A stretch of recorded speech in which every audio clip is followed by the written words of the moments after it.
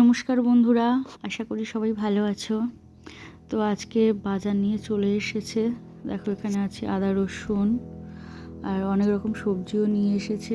শসা আছে, পেঁপে আছে, কুমড়ো, ওল, ক্যাপসিকামও নিয়ে এসেছে।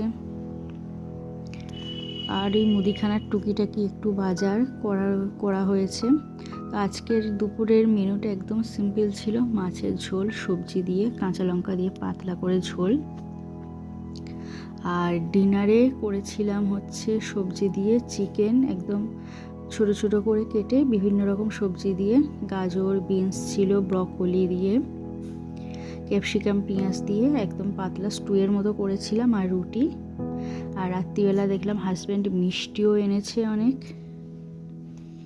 দেখো এটা হচ্ছে আমার জন্যে, এটা আমি যেহেতু লাল মিষ্টি খেতে ভালোবাসি, আর রসগোল্লা আর গোলাপজাম। আজকে এই পর্যন্তই, টাটা।